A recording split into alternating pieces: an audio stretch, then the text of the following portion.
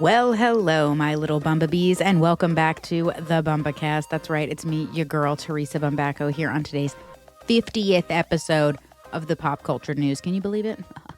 Wow. And in the new year, the first episode of the new year, and it's number 50. Let's see how many I can do before we get to 2026. Or, yeah. Let's see how many we can do before I get to 2027. Let's fucking go, because I have a lot in store for you guys coming up. I don't want to speak before I start working on it, because I want to start working on some other things before I start working on this. So I won't tell you right now. But anyway, first things first, I hope everybody had a great Christmas, holiday, New Year, whatever. I hope it was safe for you guys. I hope nothing catastrophic happened unless you deserved it. If it did, then that's on you, brother. Do better in the new year.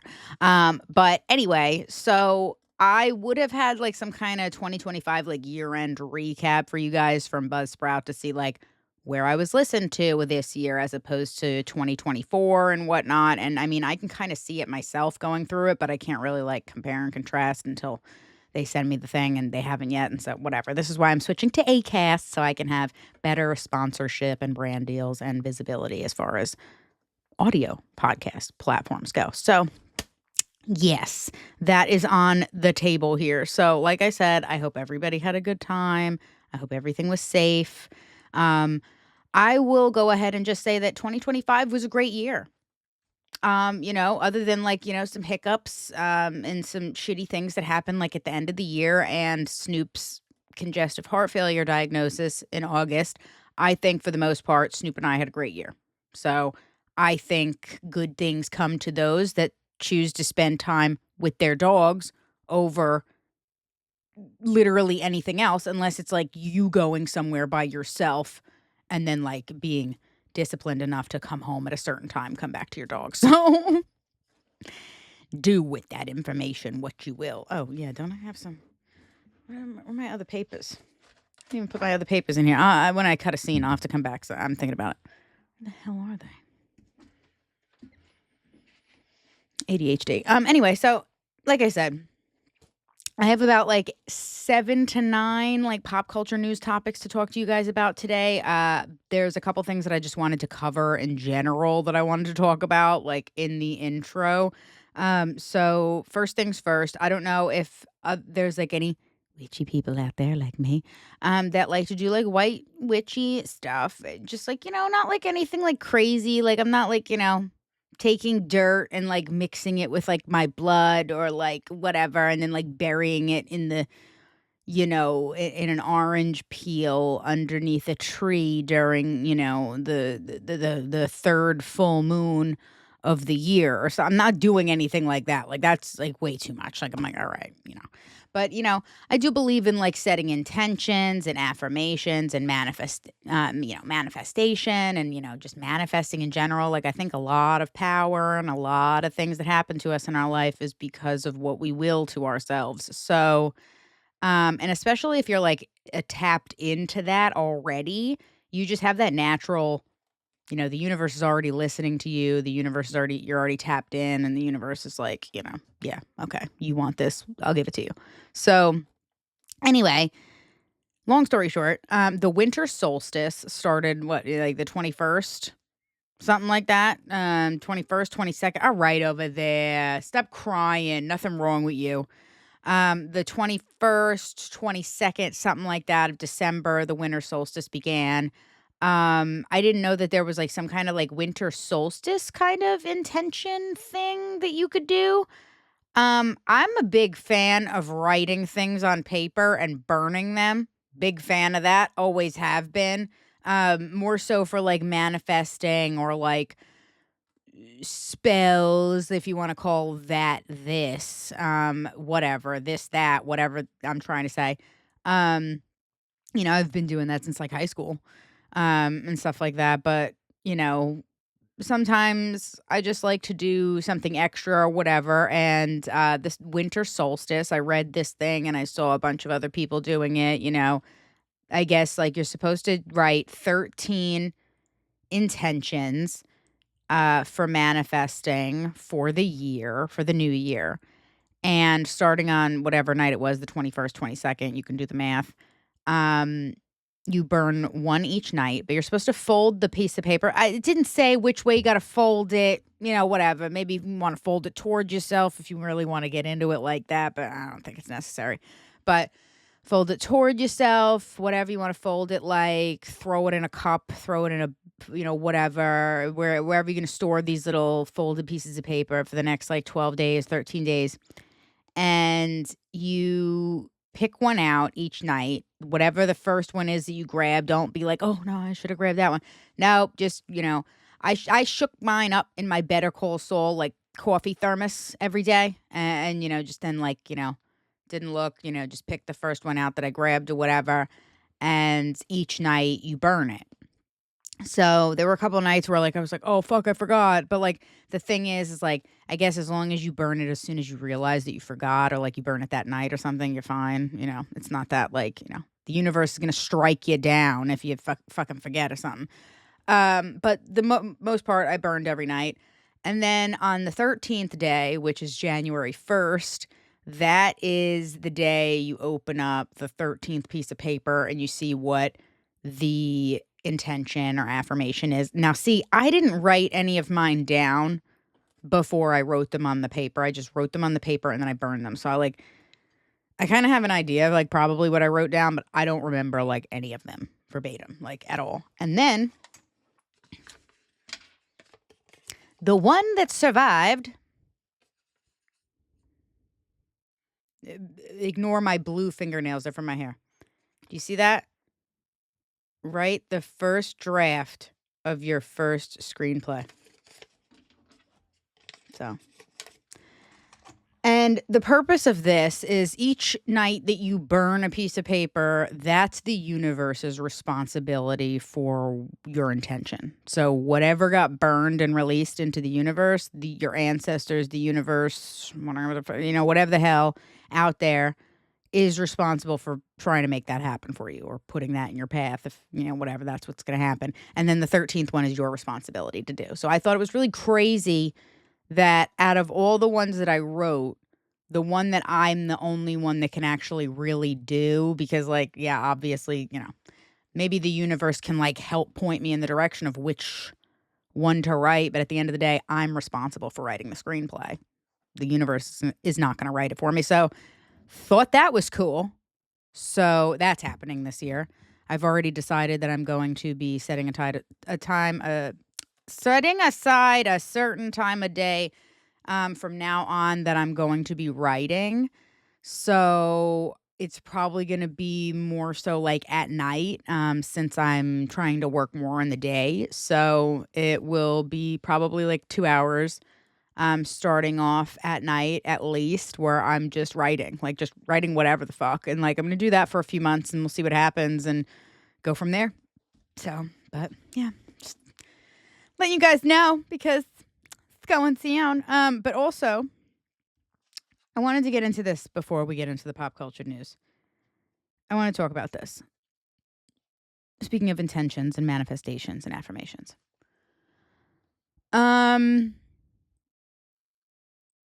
I have decided that from now on, this point forward, if a man is showing any kind of interest in me at all, and he wants to date me,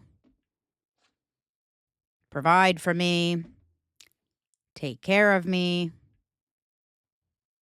have me come stay with him for weeks at a time, meet his mother, meet his elderly dog, meet coworkers, friends, bandmates, whoever, okay? Spend an exorbitant amount of money on me and then just out of nowhere decide to leave. If that's what's going to start happening, you're a liar. And if that's what's going to keep happening, and I'm malicious, that's okay as long as we are now all right with me charging a non-refundable security deposit. Despicable. This is not up for discussion or debate. I mean, look at me. Person. Do you think that I will do this shit for free for much longer? No, I will not. I'm not going to anymore. Okay? That's it. Okay? Only reason I gave it a go this time is because, fuck, I mean, shit, when somebody's spending like thousands of dollars on you and friggin' like, talking to you every day and friggin' telling you intimate details about their lives and fucking the people in it, I mean, you would think, shit, this is it. But I guess not, because you can only meet people where they've met themselves. And, if someone is middle-aged and they still do not know how to emotionally handle situations and react to it in a way that a child would, that's on you, brother, and it ain't on me. So, and if a man makes you think that you need to go on antidepressants because you need a little reassurance because you are so fucked up in the head, then that's not your man. So, yeah, that's not your man, okay? So that was me on my soapbox a little bit there. I wanted to rant about that really quick because, it needed to be said. It needed to be said. Here I am. This is my podcast. There's Craig. That's Craig and I and Snoop. We love Craig. I wish Craig would be with me, but Craig wants a marriage and children. It's like, I don't want to give children to Craig. I'm sorry, Craig. Sorry, Craig. I'll be a dog mom or cat mom for you, Craig, but that's about it. Anyway, moving on. What do you know? What do you hear? What do you say? So without further ado, let's get into the pop culture news number 50. Shall we, my little Bumbabees?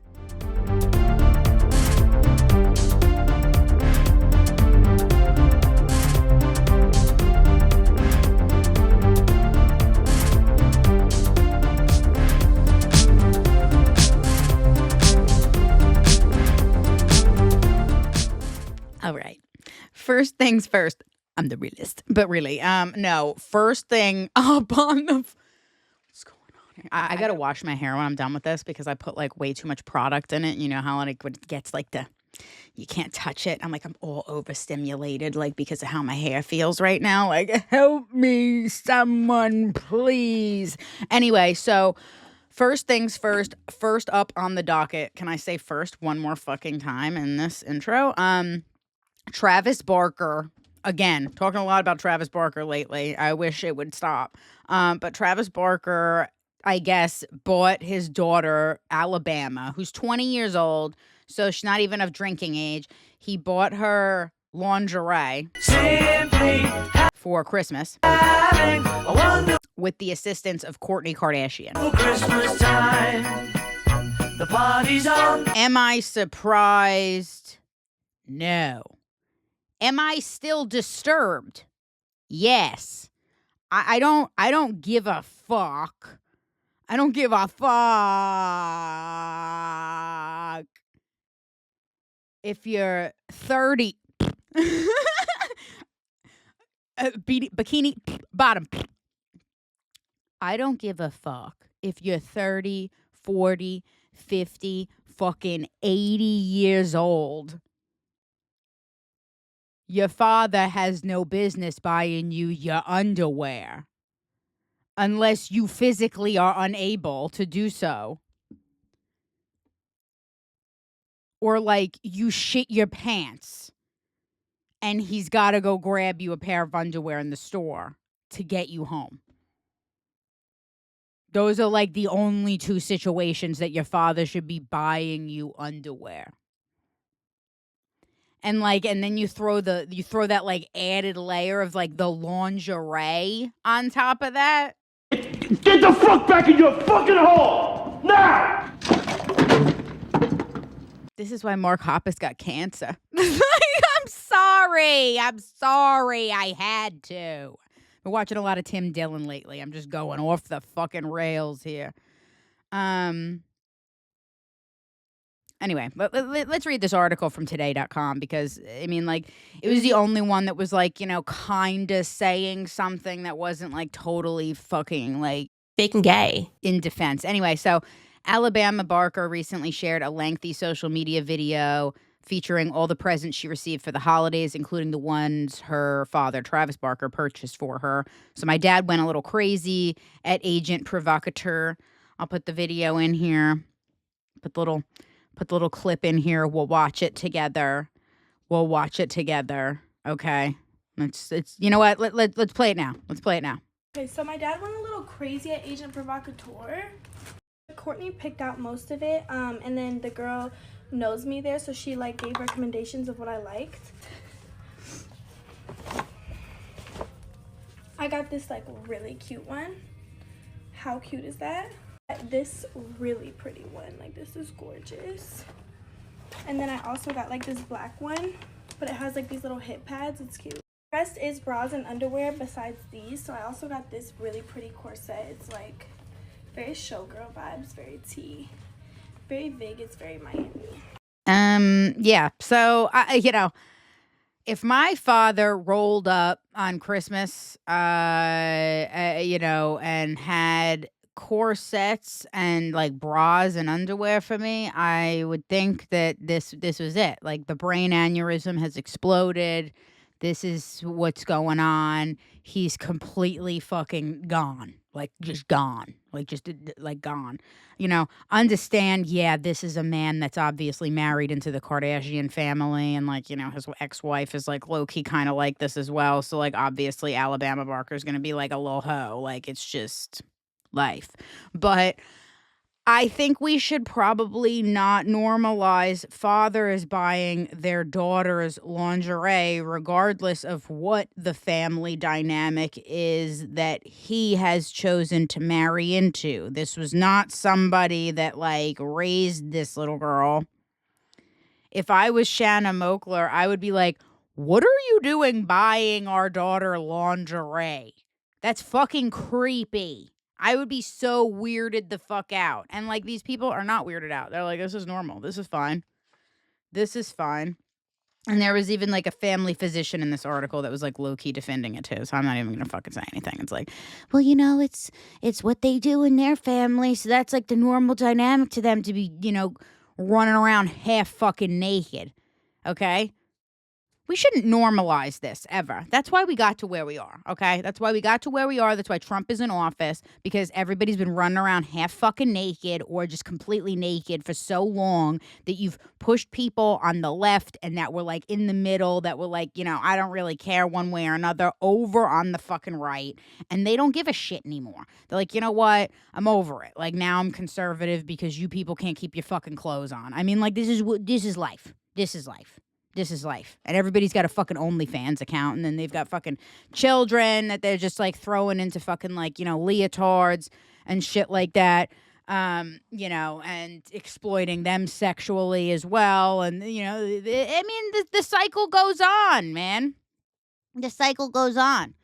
This is why I won't have children. You want me to raise kids with you fucking nightmares? Absolutely fucking not. Disaster. Fucking disaster.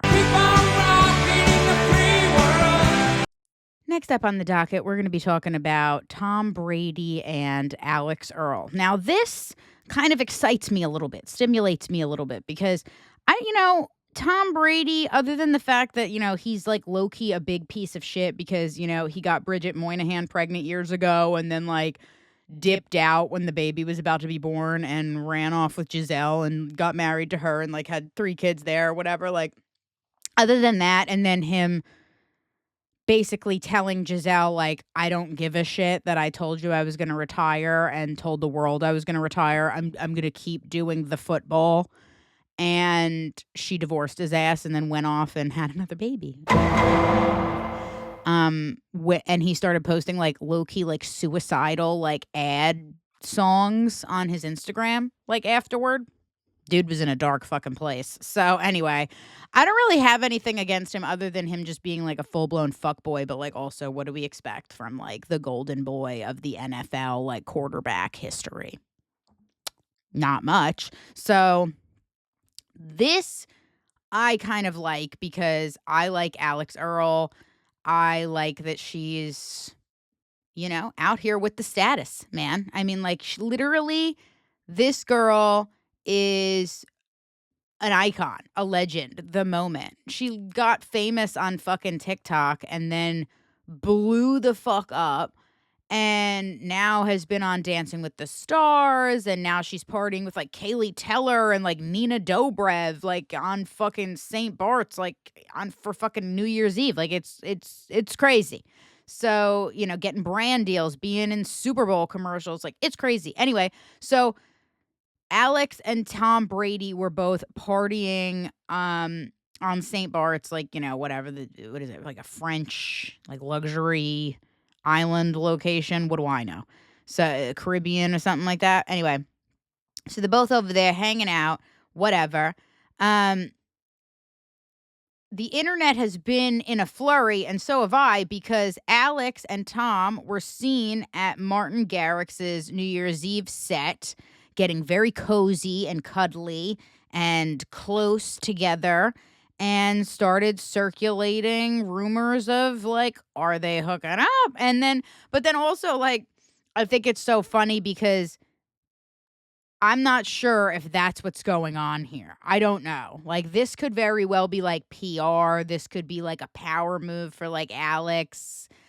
She did just, announce her breakup from Braxton Berrios that's in like the NFL or whatever.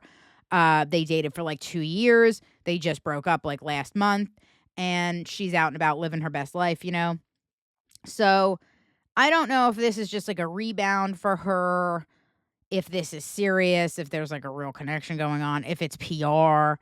I think there is, and bookmark this right now, I think there is going to be some kind of Alex Earle family reality show coming soon. I don't know when. Maybe we'll just get an announcement soon, but coming soon. I would say this year. I would say we'll get an announcement for one, if we're getting one, within the first quarter of the new year. Within the first quarter. So I believe that's what's going on.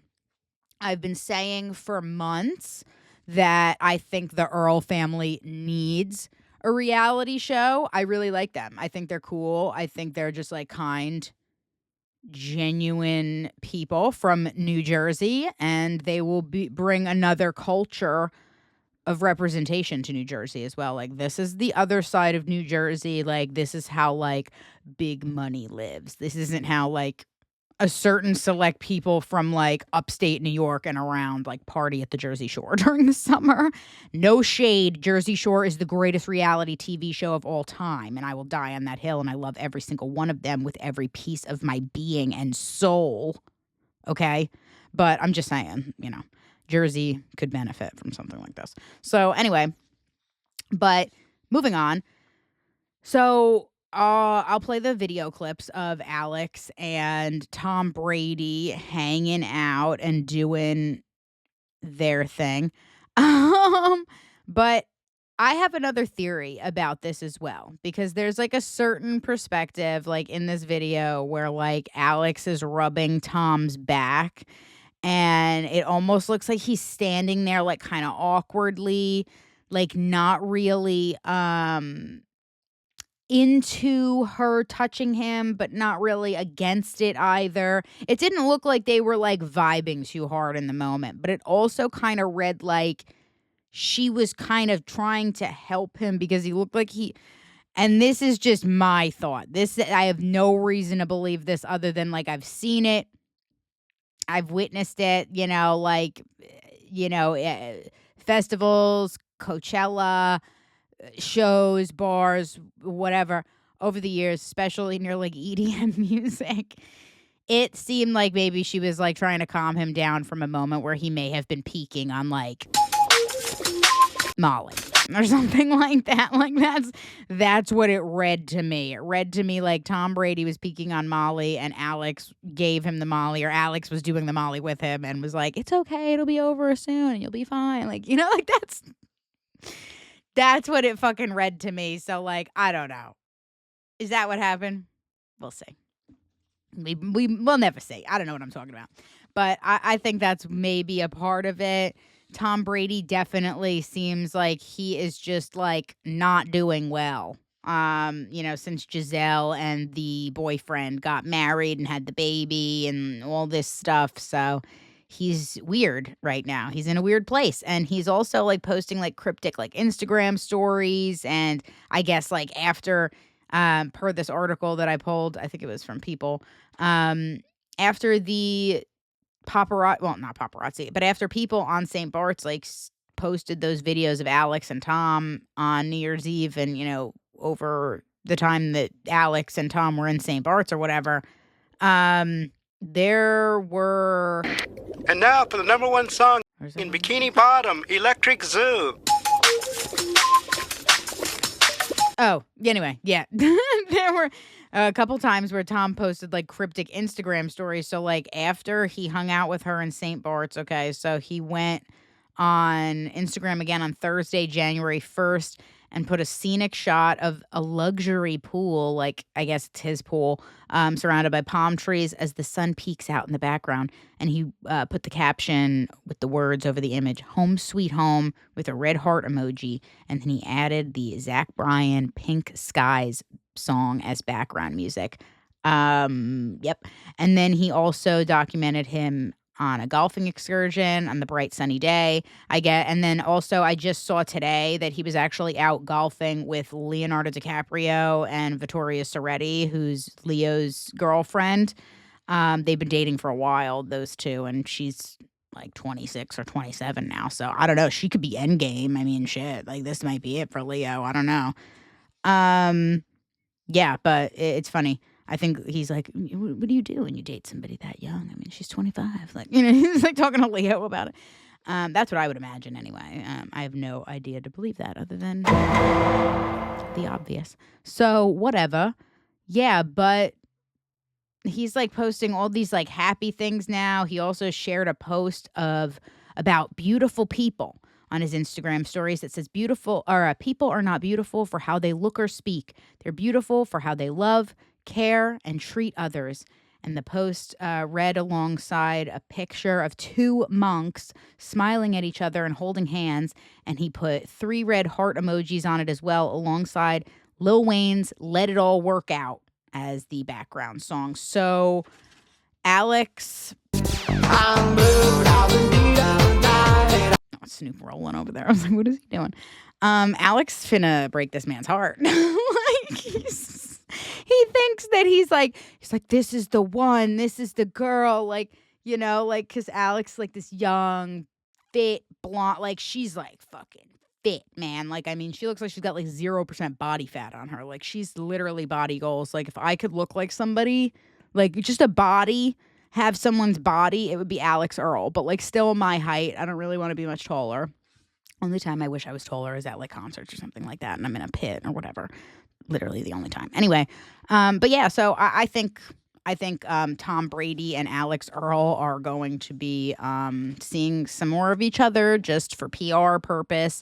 I also believe that there very well could be an Earle family reality TV show in the works, and we just don't even realize it yet. So stay tuned for that. Bookmark this, and don't forget to check back when I am right. All right, you guys, I wanted to talk to you about this because I think this is crazy.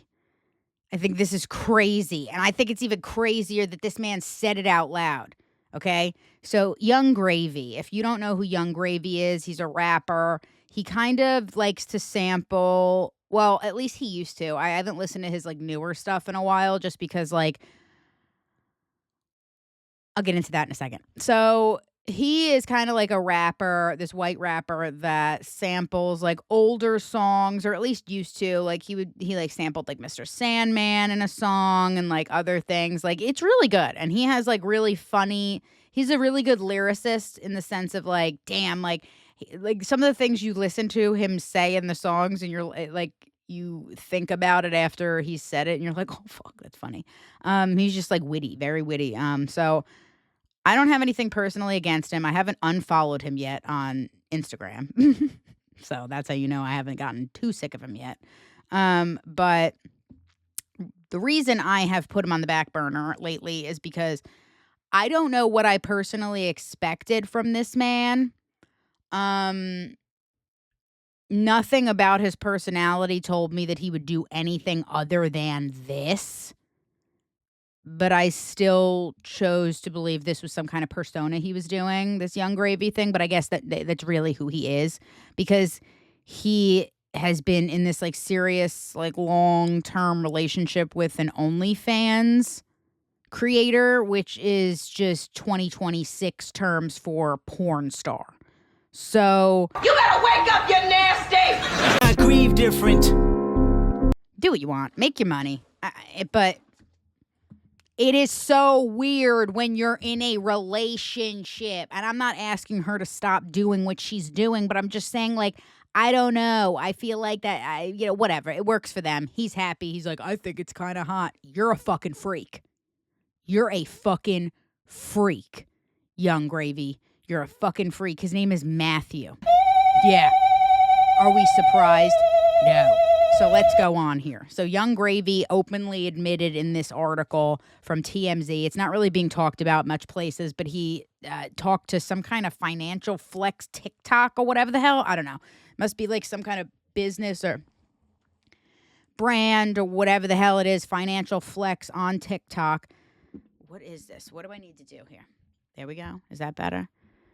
I think that's better. I was like going like this, like trying to get away from the microphone there instead of just fixing the problem. So anyway, Young Gravy talked to Financial Flex TikTok, and he was in an interview, and he openly admitted that he made almost $500,000, $400,000 during COVID because he invested money into 1-800-Flowers because he knew people were going to die. Kim, there's people that are dying. And honestly, why the fuck didn't I think of that? I mean, like, am I fucking retarded? Like, am I fucking brain damaged? Yeah, but like not in that way. I mean, I should have fucking thought of this. I mean, really, what the fuck, dude? What the fuck? Tell me why. I'm so disappointed in myself that I didn't think of this first. Like, I mean, really, like, oh my God. Of course, dude. Of course. But yeah, he like said in the interview, like, I'll play a clip of it or whatever. He said in the interview that he had the prediction and the forethought that 1-800-Flowers would probably, like, their stock would go up because Corona was a thing. He was like, people are going to be dying. He said it was fucked up. Like, he doesn't like to admit it, but like, that's the truth. And at least he's being honest. So yeah, he said, he didn't say how much he invested, but he said that he made $400,000 on it. Wake up bright and early to some brand new cream. Floss 3 times, baby, I'm so clean. Gravy got cheese now, that's poutine. Wow. Like, I mean, like, can you even fucking fathom something like that? Imagine you died during COVID, and like, because you died during COVID and like somebody felt sorry for you and your family, like they bought a bouquet of flowers for condolences and sent them to your family, and it just helped make a rapper that dates a porn star almost $500,000. Money can't buy your class. This is the world that we live in. Elegance is learned, my friends. Elegance is learned. Oh, yeah. I mean, honestly, like, yeah, good for Young Gravy, but like, what the fuck, man? And then the porn star thing, like, and then the girl, like, literally sounds, she's got a deeper and raspier voice than I do, and I smoked Camel Crush menthol for fucking 10 years. And she just like, I don't know. Am I jealous? I don't know. I don't think I'm jealous. But like, it just irritates me. I'm just like, I think it's because Game over. I don't like seeing women or other people living that life in a happy relationship. Because maybe a part of me thinks it's like low-key kind of fucking psychotic, and also like a part of me feels like in a way men will never be satisfied in a relationship unless they have other options or like some kind of other like sexual avenue to explore with their partner. Like there are so many people that end up having like open relationships or open marriages or like swinging or like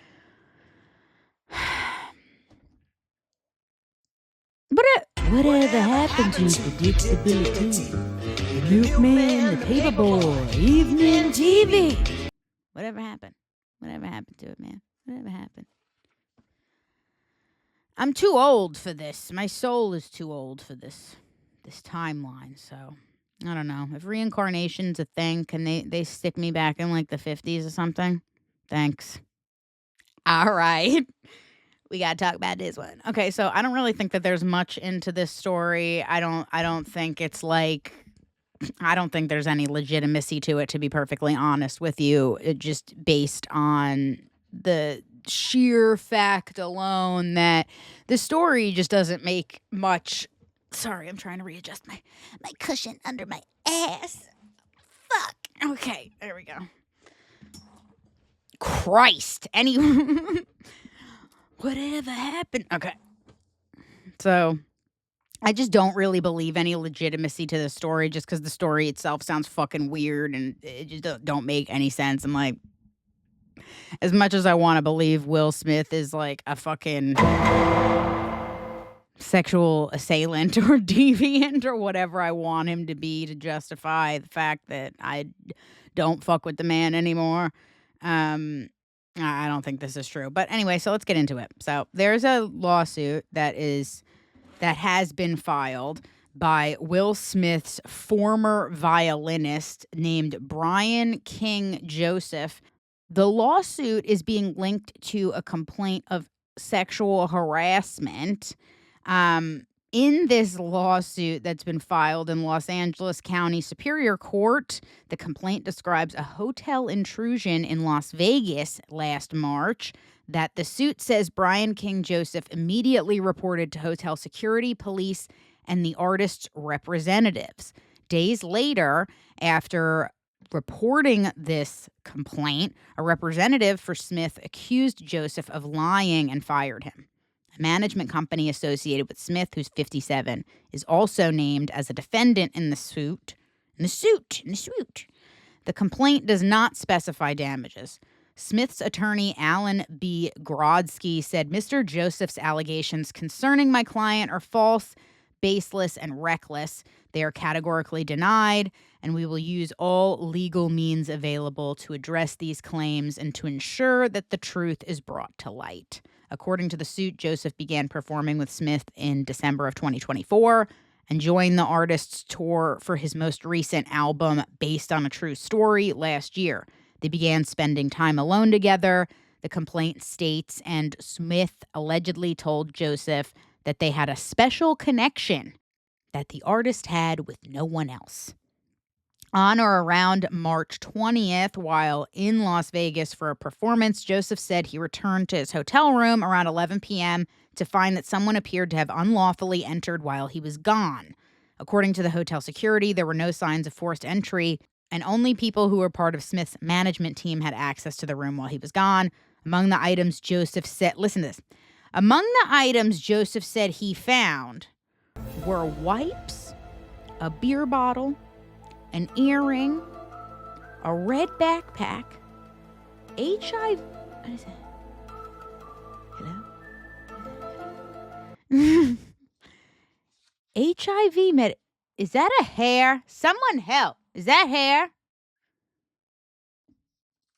HIV medication with another person's name, hospital discharge paperwork for someone Joseph didn't know, and a note that said, Brian, I'll be back no later, in unintelligible, 5:30, just us, Stone F. Waking up in the morning. Plaintiff feared that an unknown individual would soon return to his room to engage in sexual acts with plaintiff. Thinking about so many things. After Joseph reported the apparent intrusion to hotel security, Smith's representatives and police The complaint alleges a representative for Smith blamed him for the incident and said he was being terminated. The suit quotes the representative allegedly saying, in part, everyone is telling me what happened to you is a lie. Nothing happened, and you made the whole thing up. So tell me, why did you lie and make this up? There was no effort to verify Joseph's safety concerns, the suit alleges. And after he was fired, another violinist was hired, even though the complaint says Joseph was told the tour was moving in a different direction. So, hair's pissing me off now. I don't believe any of it. It just sounds weird. Like, so you're telling me you returned to, like, your hotel room and you noticed some things out of place, but, like, nothing was really out of place. There were just, like, things in there now. And among the things in there, it was, like, fucking, what was it? Like, something weird. Some weird shit. Fucking, what was he saying? There it is. I have your perfect formula. Yeah. Wipes, a beer bottle, an earring, a red backpack, HIV medication, and hospital discharge paperwork. Receipts. With a fucking weird note. Proof. Timeline. Screenshot. What does that even mean? What are you talking about? The HIV medication is very concerning. What? Hello?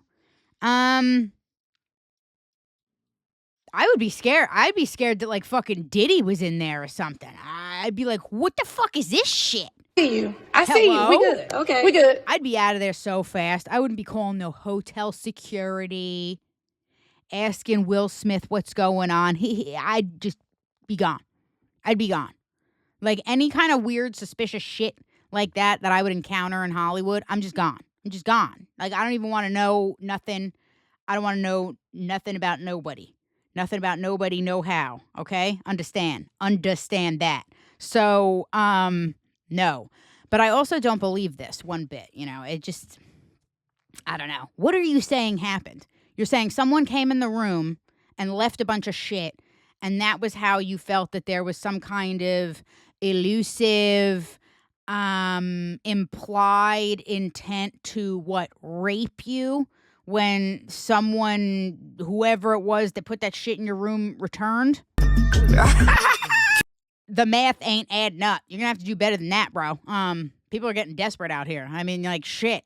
I mean, probably just a disgruntled employee just saying this weird shit or whatever. Like, I want to believe Will Smith is, like, doing some deviant shit as much as the next person. But this just, something ain't stirring the Kool-Aid, my dude. So you have to do better next time if you want to really extort people. So, yeah, but that's all there is to say about that one.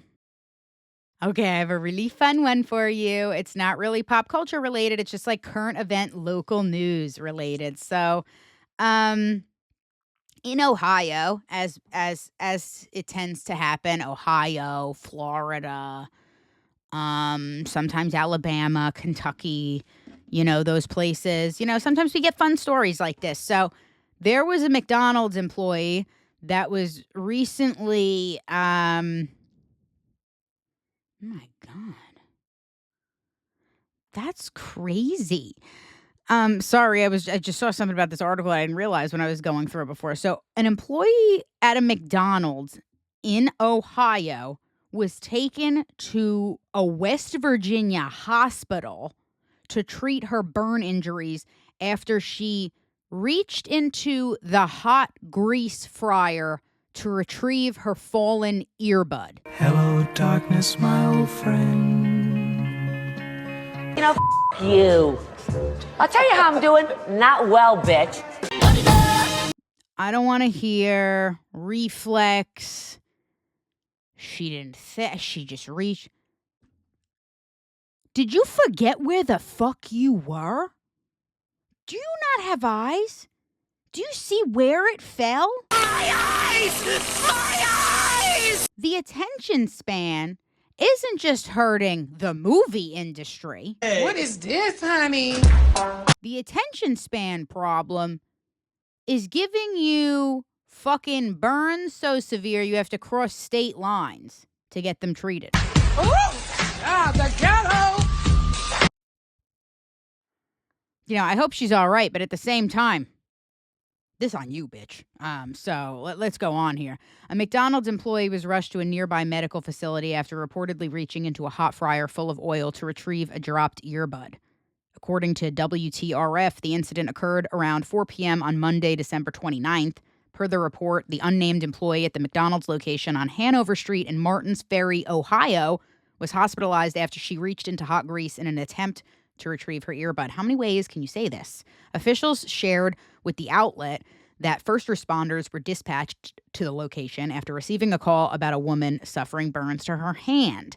Martins Ferry EMS was first on the scene. The woman was taken to WVU Medicine Wheeling Hospital in Wheeling, West Virginia. I don't know if it's like super close, but it's across state lines. Fryers can reach temperatures upwards of 375 degrees. So, yeah, she probably has no skin on her hand right now, and she's getting skin grafts. Oh, my God. That shit sucks. But what happens when someone doesn't have enough time to react to a situation happening in the moment and reportedly suffers life-threatening injuries? That was allegedly the case out of Florida earlier this month when an Outback Steakhouse customer claimed the restaurant's toilet shattered from underneath him. Hip, hip. No. Hip, hip. Boo! You stink! What's going on? Reported by the Ocala News, Michael Green was dining at the Australia-inspired restaurant when he went to use the restroom. It is alleged that while he was seated on the toilet in the handicap stall, the toilet suddenly shattered and collapsed beneath him, causing him to fall. The complaint cited a suspected failure to ensure the toilet was securely fastened to the floor. I went on wood ride. God bless me. As a result of the fall, Green claimed he suffered significant and permanent loss of an important bodily function and or permanent and significant scarring, alongside ongoing pain and suffering, medical expenses, and lost wages. Green is seeking damages exceeding $50,000, exclusive of interest and court costs, from Outback Steakhouse and its parent company, Bloomin' Brands. I used to work for them. Bonefish Grill. So, yeah. Hold on. Gotta fix my hair. It's getting pulled to the front, and I don't like it. But, yeah, that's what's going on.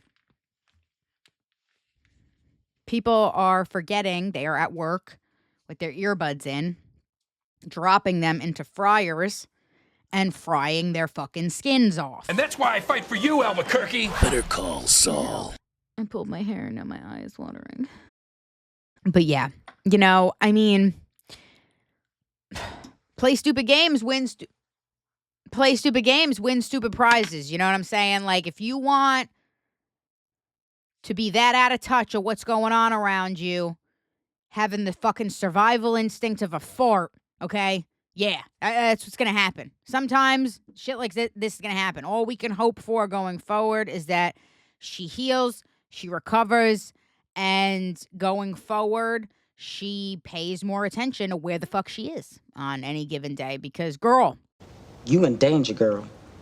You're going to die if you don't start paying attention. So, yeah, let's move on to the next one, shall we? All right, guys, we got to talk about it. The president of the United States is bombing the shit out of Venezuela and kidnapping the president and his wife. Because everything is fake and gay. And leaving Netanyahu to, I don't know, frolic through fucking poppies or something like that on the way to see the wizard or something. I don't know what he's doing, okay?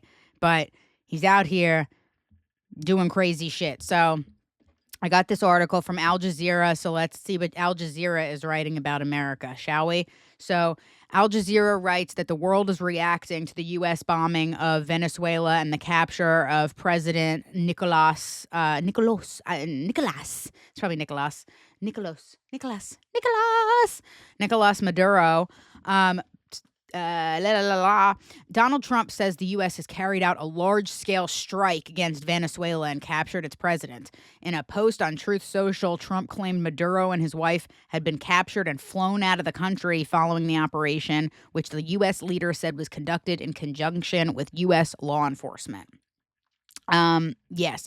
And as we've seen photos of Maduro in the plane with his eyes covered and everything, the blindfold, he's like wearing like, I don't know, some like hard fit. People, the internet's going all off about it. Like it's like some Nike like some special Nike tracksuit. I don't know nothing about this. I don't know nothing about Nike. I don't fuck with Nike. I don't fuck with Adidas anymore.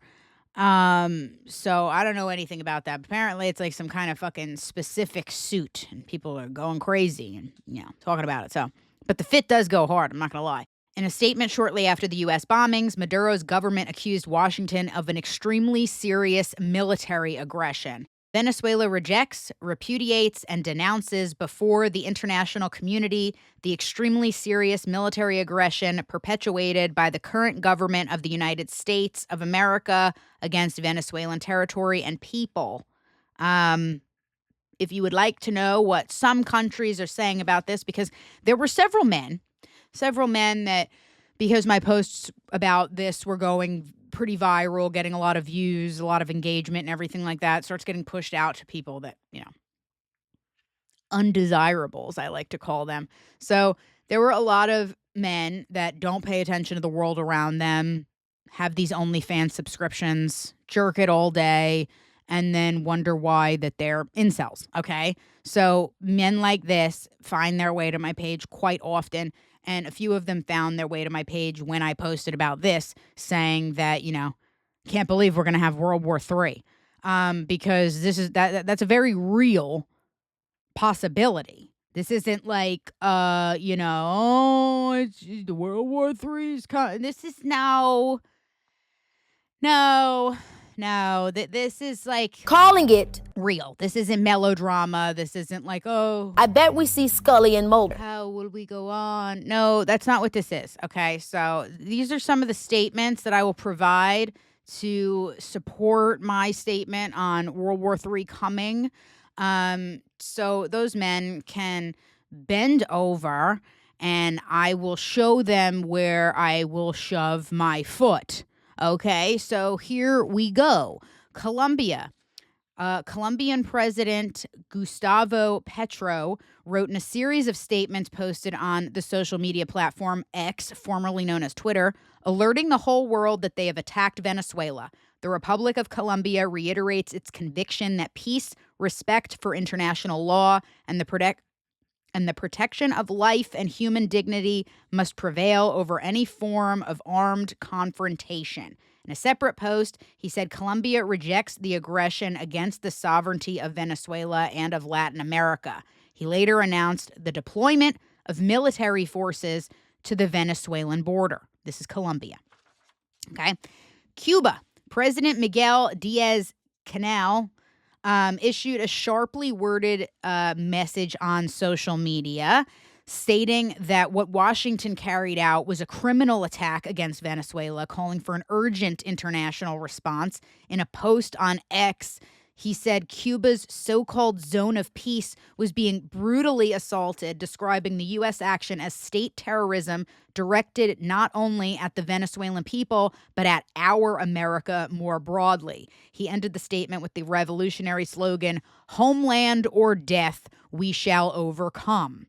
In a statement posted by various Cuban embassies around the world, Havana said it denounces the U.S. military attack against Venezuela. The statement also demands an urgent reaction from the international community, describing the attack as state terrorism. So that's the second country. We're 2 for 2 now that have said in their statements this is terrorism, state terrorism. Chile. In a statement posted on X, Chilean President Gabriel Boric Font expressed his government's concern and condemnation of the U.S. military actions in Venezuela. We call for seeking a peaceful solution to the serious crisis affecting the country. Chile reaffirms its commitment to basic principles of international law, such as the prohibition of the use of force, non-intervention, the peaceful settlement of international disputes, and the territorial integrity of states. The Venezuelan crisis must be resolved through dialogue and the support of multilateralism and not through violence or foreign interference. Mexico. In a statement on X, President Claudia Sheinbaum said Mexico condemns the military intervention in Venezuela. She also included in her post an article in the UN Charter which states, "The members of the organization in their international relations shall refrain from the threat or use of force against the territorial integrity or political independence of any state or in any other manner inconsistent with the purposes of the United Nations. Brazil. Brazilian President Luiz Inácio Lula da Silva, condemned the U.S. bombings and capture of Maduro as crossing an unacceptable line. Attacking countries in flagrant violation of international law is the first step toward a world of violence, chaos, and instability where the law of the strongest prevails over multilateralism. Another person who has stated this. He added that the U.S. attacks recall the worst moments of interference in Latin American politics, threatening peace across the region. The international community, through the United Nations, needs to respond vigorously to this episode. Bolivia. Bolivia's foreign ministry said in a statement posted on Facebook that the country expresses its firm and immediate support for the Venezuelan people in the ongoing process of restoring their democracy, reinstating constitutional order, and fully guaranteeing human rights. Bolivia reiterates its commitment to peace, democracy, and coordination with the international community for humanitarian assistance, the protection of the civilian population, and support for a credible and lasting process of institutional reconstruction. Guyana. The Guyana Defense Force and the security forces are monitoring the situation in Venezuela, and Guyanese should be reassured that the government is working to ensure the safety and security of our citizens. Guyanese President Irfan Ali commented to local reporters, according to Guyana's independent news outlet Newsroom, the security architecture is fully active, he said. Trinidad and Tobago.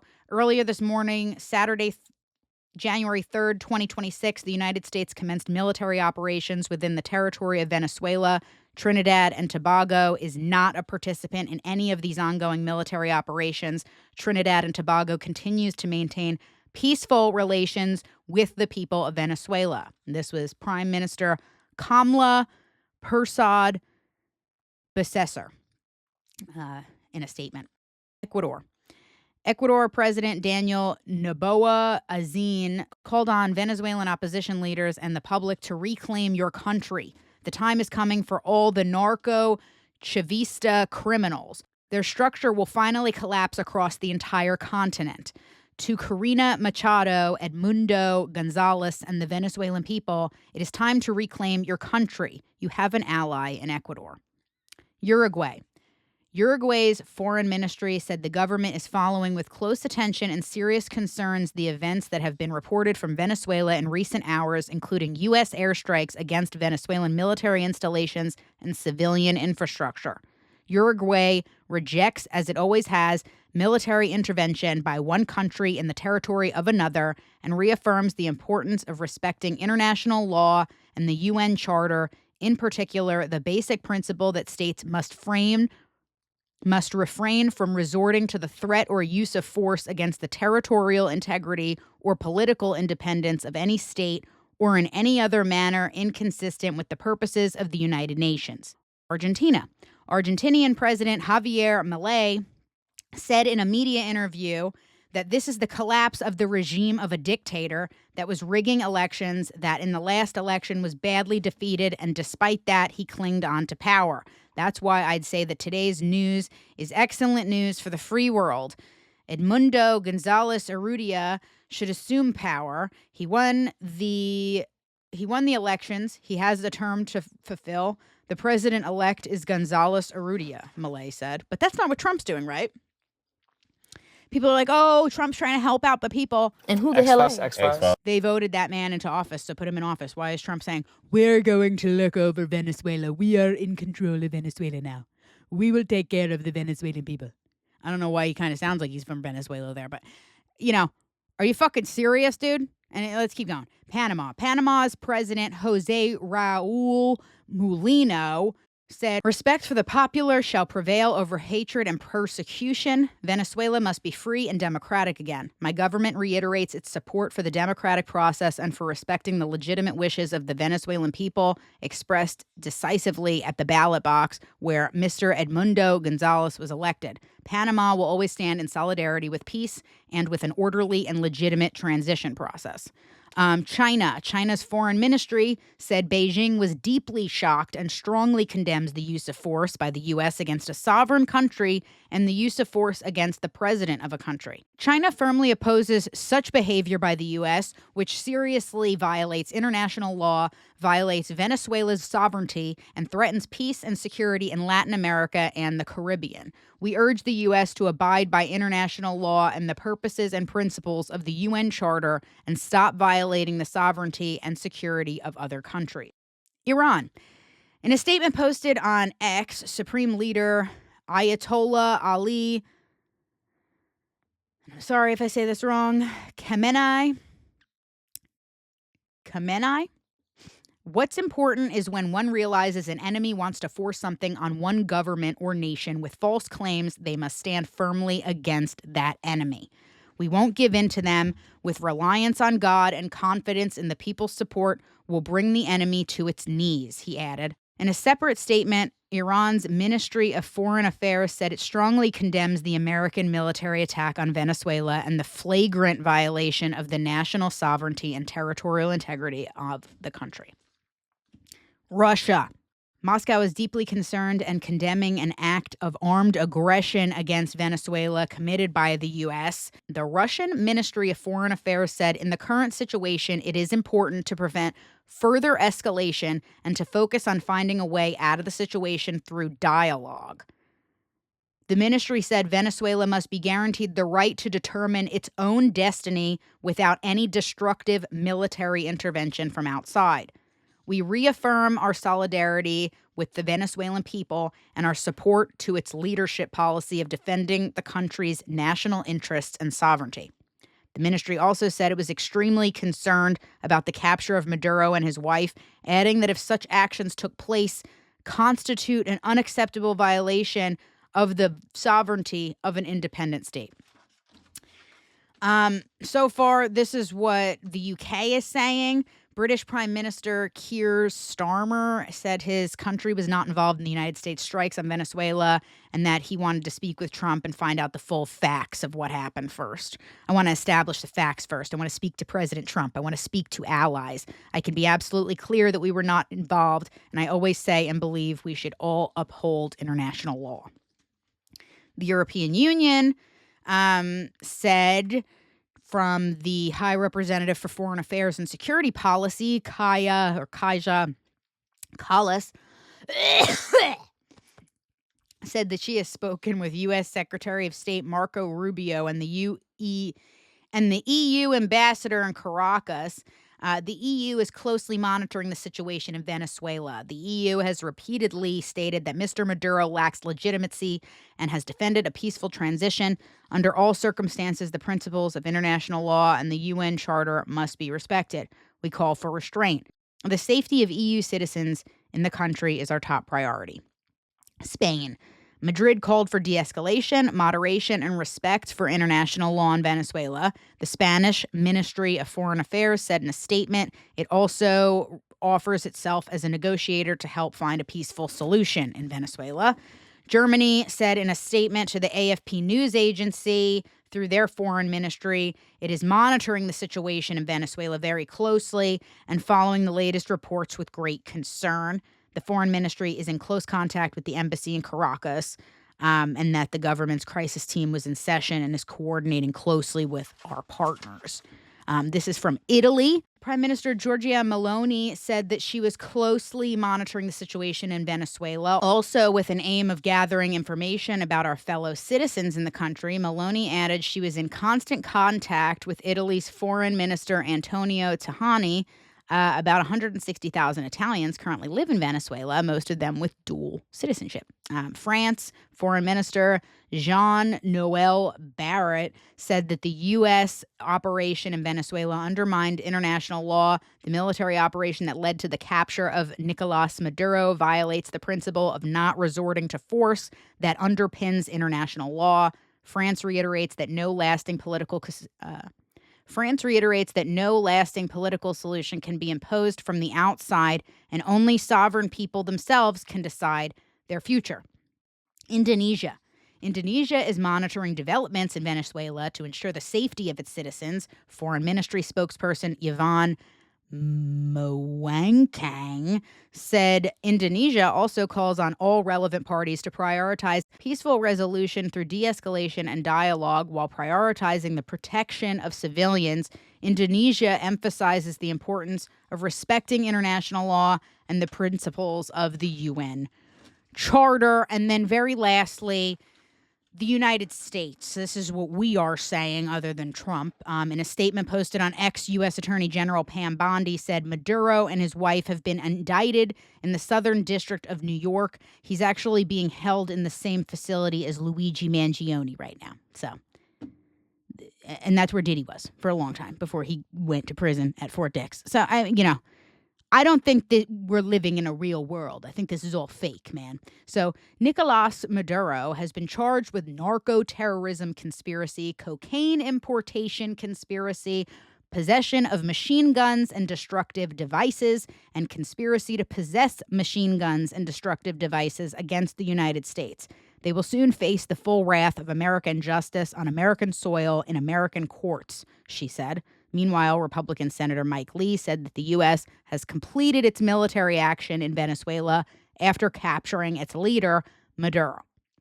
He anticipates no further action in Venezuela now that Maduro is in U.S. custody, Lee wrote on X after what he said was a telephone call with U.S. Secretary of State Marco Rubio. So, I mean, if we're just going over and just taking presidents from other countries, like, can someone do that to Trump? Can, someone come just take him and Melania, just take them away?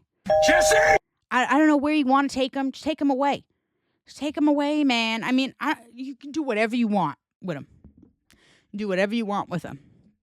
I mean, honestly, this might be a good thing. This might be a good thing because, if President Maduro is really involved in, narco-terrorism or whatever the hell they're saying, I didn't even have... Who knew at 33 years old you'd be talking about narco-terrorism? Welcome. Keep on rocking in the free world. Anyway, so... But, I mean, if he's a part of narco-terrorism... That's life. Trump needs to fucking watch out. All right, we got a situation. Could you imagine, the Colombian cartel, team up with the Venezuelan cartel? And they fucking go take Trump and they recreate Kathy Griffin's, photo of, him decapitated when she got canceled, years ago. And they're like, oh, my God, you can't do that. You can't. It's horrible. It's horrible. It was fucking comedy. And now she's, back 10 times, better than ever. So, it don't even matter anyway. People are just crazy. So, whatever. That's a side tangent and not relevant at all to what's going on right now. But this is crazy. This is crazy. Literally, there's so many fucking countries in this world that are just you can't do that. We're not gonna, you multilateralism, you broke international law. They're just all saying the same shit. This needs to be fucking reviewed by an international community, an international committee. No, someone needs to just go grab his ass because this ain't oh, let's all sit at a table and vote on it. It ain't working no more. So can someone go snatch his ass? I was just thinking about this the other, yesterday morning or this morning, whenever it was. I think it was yesterday morning because that's when this happened, right? Saturday morning, the 3rd. So, this is a kind of niche reference if you've never watched this show before, but there was a show called Scandal that was a Shonda Rhimes show, and it was based on, a president that was in love with his fixer. She's a government fixer, Olivia Pope, if you were a politician and you did something bad or wrong or something, she was there. She came in, cleaned it all up. Nobody knew, no media didn't know, whatever, dark shit. This happens. It does. But, so there is a season. I don't remember which one. Show doesn't have more than 5 or 6 seasons, I don't think. But there's a season where Tony Goldwyn, who's the main character, he plays President, Fitz. What was his last name? It's not Fitzgerald, is it? Because his name is Fitzgerald. What was it? what was his name? Anyway, it don't matter. So he plays the president in it, okay? And he's about to lose the election. And the CIA's secret branch of the government, what is it, B13? Something B13 or B613. I think it's B613, something like that. And I think this is like a real thing too. So it's like, that show's probably real. So anyway, the secret branch of the CIA, the B613. So they do whatever they want. So they control the elections. They control the government. You know, there's like the FBI, even other branches of the CIA, like, they don't make the decisions. B613 makes the decisions. So if they decide, the president needs to be assassinated, the president's going to get assassinated. Like, that's what's going on. And the president ain't going to know. Like, that's just how it goes. And, like, nobody's going to know. They're going to know. I don't think we're so far off base, do you? So anyway, B613 steps in because they're like, okay, we need him to be reelected, but we see he's clearly going to lose this shit. So they step in, and like several years before, when the president first got into office, they had a B613 agent as one of the president's Secret Service men, right? And if you want to watch the show, don't listen to this. If you've watched it before, keep watching. But if you've never watched it, you want to watch the show, don't listen to this because I'm going to spoil it. So the Secret Service agent for the president, he was a B613 agent. The president didn't know this, obviously. So he's in there doing whatever B613 tells him to do. So the Secret Service agent is instructed by B613 that he is to kill the president's son so that it will help secure the sympathy vote for the president. So when the president is up, like, on election day, at a podium, at a rally, addressing his, like, constituents and his fans there to support his, like, re-election and everything, the Secret Service guy, he has this little like thing. It's like a little circle, like a dot. Circle, circle, dot, dot. I got my cootie shot. You think that girl is hot? I think I'd rather not. Like a circular sticker. And in the middle of the circular sticker, there's this like little microscopic needle that's probably no more than like this wide, right? Or like this long. And it's very thin. Like, it's so thin that, like, if somebody came up to you and got you wouldn't even know. You wouldn't even know. So it's like getting pricked with a hair almost, right? So he goes up behind the son. The son is standing behind the president, up on the stage with, like, the president's daughter, the wife, everybody. The Secret Service guy comes up behind the son. He just puts his, like, hands on his shoulder like this, just like, hey, buddy, like men do.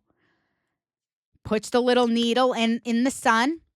There's something on the needle, some kind of poison, some kind of agent, whatever the hell it is, that causes brain aneurysm.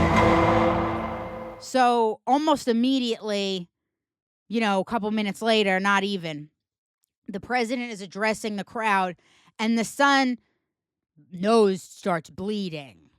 Eyes, mouth, like, drops on the stage right there. Probably fucking dies right there immediately, right? Like, brain aneurysm, falls out. And so not only did the whole crowd just see that, but, like, now it's everywhere. It's all over international fucking news. The president's son just dropped on the stage and is in critical condition at this area hospital. And now, before polls are closing for the day, it's announced the son is dead from a brain aneurysm. And guess what? Now everyone feels bad for the president and goes out and votes for him when they wouldn't have done so before, and he secured the sympathy vote and he got reelected. You clearly don't know who you're talking to, so let me clue you in. No particular reason why I'm thinking about that, but, just like the little circle. They got that, don't they? They don't just write that in the shows unless it's something you could do. I mean, Diddy was allegedly poisoning people with fucking, like, powder that carried pneumonia and was killing people off. Allegedly, of course. Allegedly. That's what they say. I am the one who knocks. Anyway. But yeah. That's that on that. So we got just a couple more things to talk about here, and then it'll be done for number 50. So hang tight, my little Bumbabees. So we're almost there. Who are you? Ladies and gentlemen, my name is Sally O'Malley. I'm proud to say I'm 50 years old. I'm not one of those gals who's afraid to hide her age, unlike some other gals. And I like to kick, stretch, and kick. I'm 50. 50 years old. 50 years old. 50, Yeah. 50, Okay, 50. all right. All right. Oh, God. Indigestion, upset stomach, diarrhea. All right, so let's go. Last few things I want to talk about. So there's only two, like, stories I got to talk about, and then there's, like, one thing I want to add in at the end here that's, like, fun. Just fun. So let's do it. Okay, so Ye, my brother, has confirmed through his rumored current manager, Pete Gideonwan, Gideon.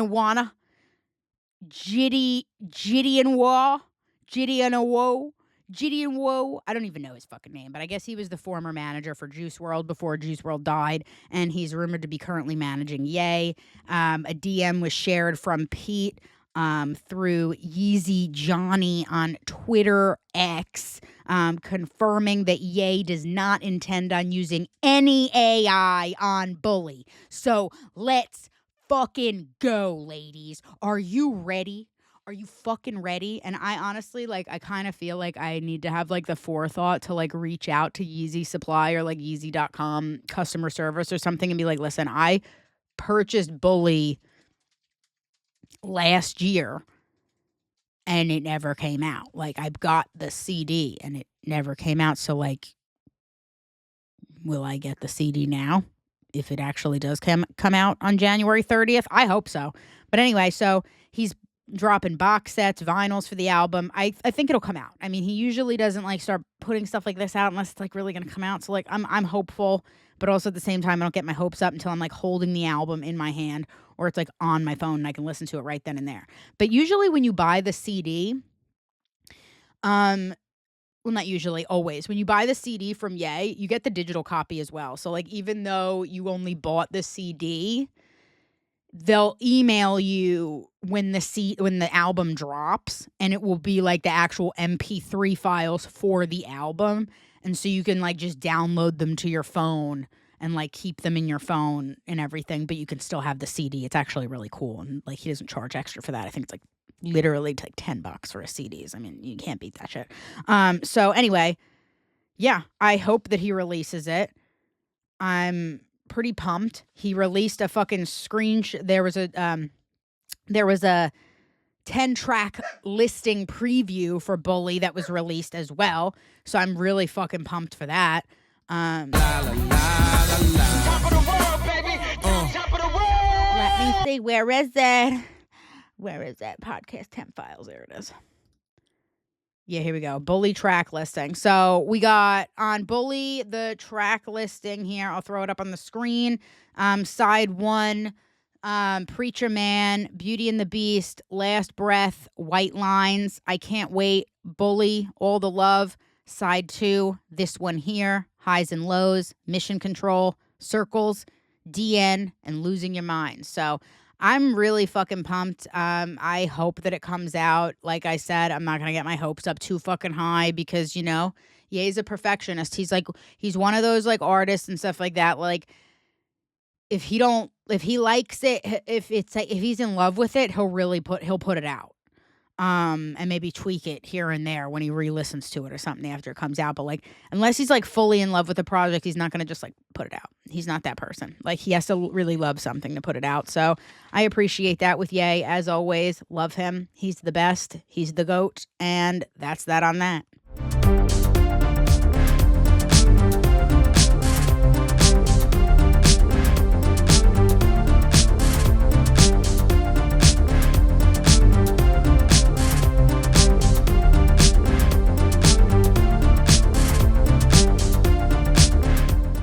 Okay, guys, quick, sad news. I did not bring this up at the beginning of the episode because it just didn't really fit in that well. But I did want to go ahead and address that Perry Bamonte from The Cure, the keyboardist and guitarist for The Cure, since the start of the band, all the way up until 2005, has passed away at the age of 65. I don't know what was going on with him. The Cure's website statement says that he passed away from an illness at home. I don't know what the illness was. I don't like to dig for things like that if it's not something that's like publicly being shared, or if it's something that, you know, his people aren't sharing on their own. He passed away from an illness at home, and that's all we need to know. So I wanted to go ahead and read the statement from the Cure's website, just to kind of give you a sense of where they are in their mourning process, because this hit me really hard as well. You know, the Cure has always been a super important band for me. I've been listening to them longer, obviously, than Panic at the Disco, longer than Yay. Just like one of those bands, you know, like that you hold really close in your heart and have some kind of influence on what kind of music you stuck to and listened to over the years, and who kind of influences that listening that you get into. I remember when I was in like 8th grade, I was 14, and that was the first time I heard about Coachella. And the only reason I had heard about Coachella was because I kept up with like the Cure's MySpace pages and like whatever out. Like, I think it was just MySpace. I think that was it. Like, it wasn't like, you know, it's like, I'm like, think at 14. Yeah, there was no Instagram. Twitter wasn't around yet. It was basically MySpace and Facebook. Like, that was basically it. And I wasn't really big on the Facebook. So it was like MySpace. I saw like on MySpace, the Cure had announced that they were going to be playing at Coachella. And I was like, what? And I looked at the festival lineup, and I was like, what is this festival? I need to go. Like, this festival where I can listen to bands like The Cure, and then like rappers and synth pop and like EDM and rock and indie rock and alt rock and heavy, you know, bands and stuff like that. So The Cure really is what pushed me to Coachella, because I was like, what is this fucking cool ass festival that The Cure plays, but then also it's like this person playing like on the same day. Like, that's crazy. And like, that's how Coachella is. Like, you can see anybody. Like, if you're whatever you're into, you can find something. And that's why I love Coachella. So anyway, let's read this statement from The Cure about Perry Arcangelo, about Perry Bamonte. So, it is with enormous sadness that we confirm the death of our great friend and bandmate, Perry Bamonte, who passed away after a short illness at home over Christmas. Quiet, intense, intuitive, constant, and hugely creative, Teddy was a warm-hearted and vital part of the Cure story. Looking after the band from 1984 through 1989, he became a full-time member of the Cure in 1990. Playing guitar, 6-string bass, and keyboard on the Wish, Wild Mood Swings, Blood Flowers, Acoustic Hits, and the Cure albums, as well as performing more than 400 shows over 14 years. He rejoined the Cure in 2022, playing another 90 shows, some of the best in the band's history, culminating with the Show of a Lost World concert in London, November 1st, 2024. Our thoughts and condolences are with all his family. He will be greatly missed. Just sad. He was so young, too. 65. That just, like, really shows you, like, you don't know when your time is. You think you've got time. You think you've got time. You think you've got all the time in the world.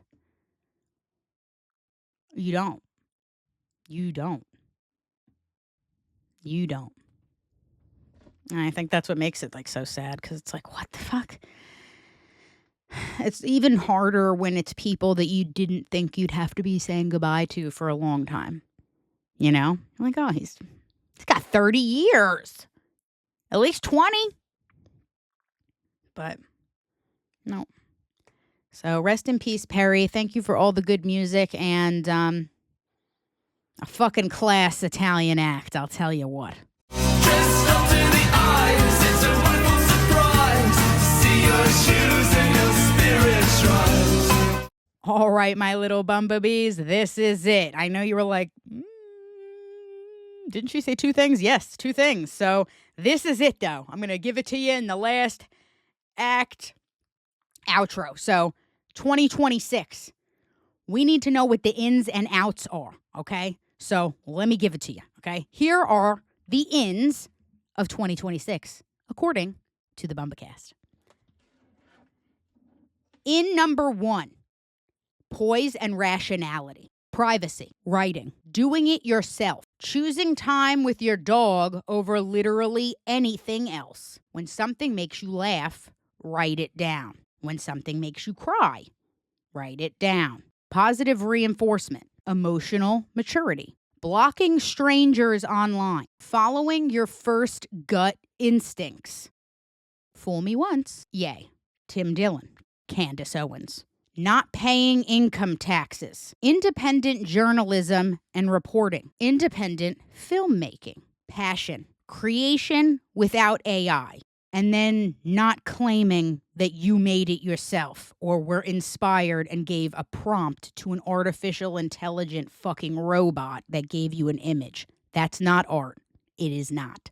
Shut up. Leaving people where they had you fucked up. Fall in love again and again with yourself. East Coast, maximalism, neon lights, weed, beta blockers, 3-month rule, angel numbers, Palestine. Here are the outs of 2026, according to the Bumba.cast. Labubu, using a prompt to create AI photos or videos and then claiming it's art. Yes, I had to say it again in here in a different way so you could get the fucking point. Editing your photos and videos with AI and claiming that's your face. Girl, we know it's not. Below the bare minimum. Dating a man without a non-refundable security deposit. Giving the benefit of the doubt without reassurance or action. Taking the high road. Fool me twice. The IRS. Passiveness. Corporate studios and streaming companies. Botox and filler. The Kardashians, still out, never coming back. Erica Kirk, Turning Point USA, Donald Trump, and MAGA, in case you didn't know. Kris Jenner's third head, chasing literally anything. This could be men. This could be stray animals. This could be fair weather friends. This could be toxic family members. This could be your car rolling down the street. Let it go.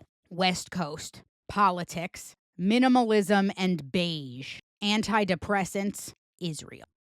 Well, that's a wrap on this episode of the Bumba.cast's 50th Pop Cultured News. I hope you had as much fun as I did, keeping you as updated and as pop cultured as I physically can. You know I do it all for you and the love and support you keep on giving me. I'm so loved. You really love me. You love me. You really love me.